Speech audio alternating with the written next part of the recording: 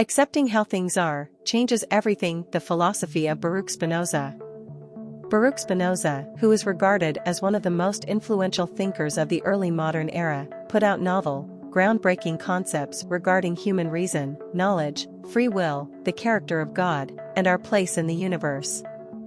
In order to find new ways of understanding, through reason, how one could live a more joyful and contented life, in greater harmony with the cosmos, Spinoza combined and advanced aspects of philosophy, religion, psychology, and science.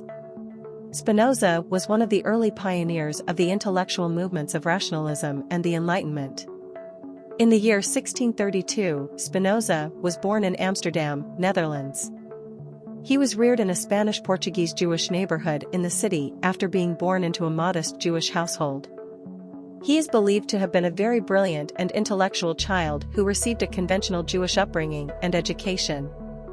But as Spinoza aged, he also developed a growing skepticism against both his Jewish faith and institutionalized religion in general. In his 20s, Spinoza would be exposed to modern philosophy, which would finally result in the definitive separation from his religious upbringing and launch him on his quest for novel, revolutionary ideas. When Spinoza was 23 years old, the Jewish society, including his own family, forbade and rejected him about the same time. Although the precise cause of his excommunication is unknown, aspects of what Spinoza likely asserted and what likely caused his excommunication staunch, radical challenges to the foundational tenets of religion are revealed in his masterwork, The Ethics, which would be published years later in 1677. Spinoza consistently disputed the veracity of ideas like an immortal soul, the authority of the Bible, divine law, and the very existence of God. Naturally, this did not sit well with many people at the time. "I do not know how to teach philosophy without turning into a peace disturber," Spinoza wrote. Spinoza sought to replace old religion with new ideas that moved away from dogma, blind faith, and superstition and toward rationally deduced, factual understandings of the universe. It's critical to comprehend Spinoza's view of nature in order to comprehend his endeavor to do so. The universe, or being, was split into three categories by Spinoza: essence, qualities, and modes. The terms substance and attributes relate to the characteristics that make up a thing's essence and enable its conception and description, respectively. Modes refers to the unique form a thing takes. Substance refers to the stuff that things are constructed out of. Spinoza believed that there must be a fundamental natural substance that is independent of all other substances and is universal, infinite, and independent in order for things to come into existence and for anything to exist at all.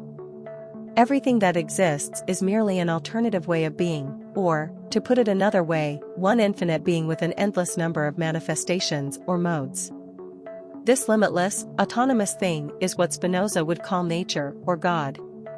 Spinoza stated that nothing can be or be thought without God and that everything is in God. Spinoza believed that God is not a man, woman, or other type of human. It has no conscious will, no personal interest, and shows no preference for humanity. According to Spinoza, any ideas that compare God to something like this are merely anthropomorphic inventions of the human mind. Although the word God obviously has religious connotations, it can be argued that Spinoza's conception of God necessitates little to no religious belief, at least in comparison. What's more, one need not necessarily reject logic and science in order to discuss, agree with, or profit from the philosophy Spinoza develops from this. The famous quote from Albert Einstein goes, "I believe in Spinoza's God who reveals himself in the orderly harmony of what exists, not in a God who concerns himself with human destiny and acts." If God is simply the natural order of how things are, according to the laws of nature, then we can learn what God wants, so to speak, and how to live well in the universe, by simply studying and understanding, through reason, the nature of the universe. This alternative conception of God is fundamentally important to the rest of Spinoza's philosophy.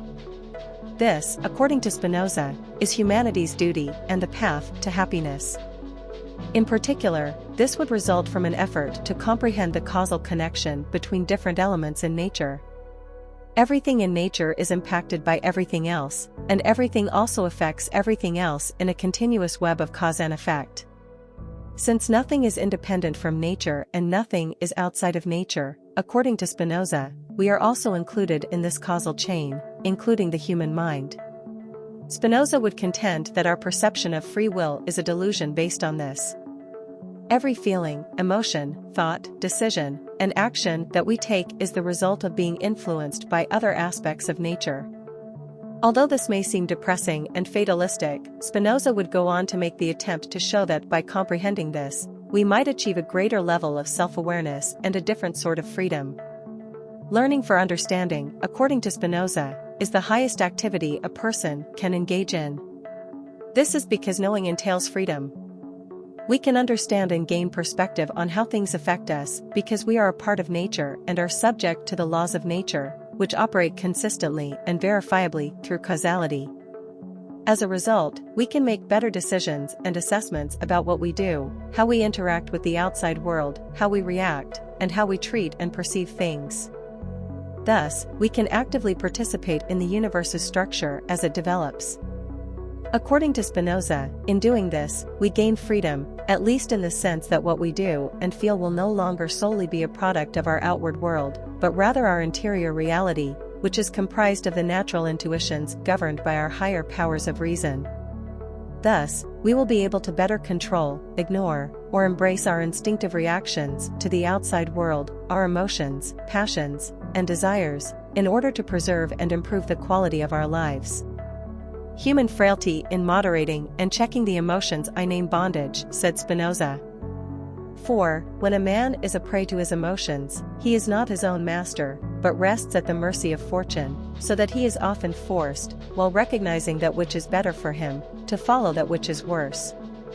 One can break free from the constraints of reality by understanding how things work. Only when someone is prevented from going where they want to do they qualify as a prisoner. Knowing how and why things unavoidably are the way they are makes one smart and comfortable with their situation, which lessens the urge to be somewhere else. Perhaps the only thing that makes a person free is their awareness of the necessity of everything, including their own lack of freedom. We can grasp things that are bigger than ourselves, get perspective from those things than ourselves, and see existence through what Spinoza called subspecie eternitatis, despite the fact that we are finite and temporal beings tied to an individual, myopic vision of everything, under the aspect of eternity. We realize that everything that happens is inevitable and necessary, that what is good or bad is relative to us but is an impersonal unfolding of time and space to everything else, that we are neither more nor less significant than the rest of the universe, and that everyone and everything is a random component of the whole, a single particle in a sea of an eternal substance of congruence. It may be argued that from this vantage point, everything has less influence over us.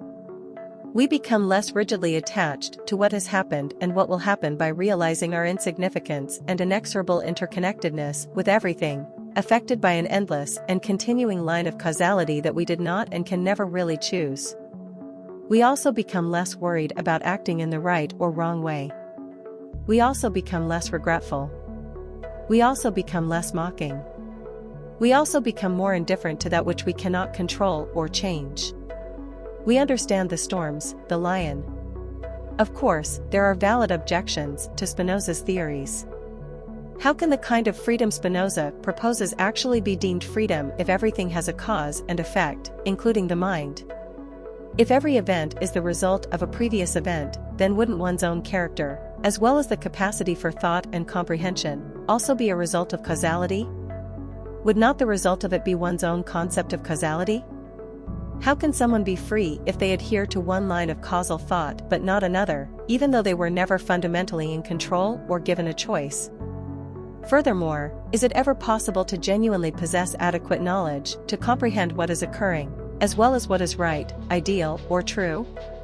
How can one know enough about how everything works and will work in the future to accurately identify what is truly and permanently ideal, even at the scale of mankind as a whole? Though Spinoza left many such questions unanswered in his writings, his capacity to combine various human thinking techniques, escape from entrapment and outmoded conceptions of the world, and creatively advance the possibility and methods of human understanding allowed him to create new avenues for thinking about such issues and ultimately alter the course of history.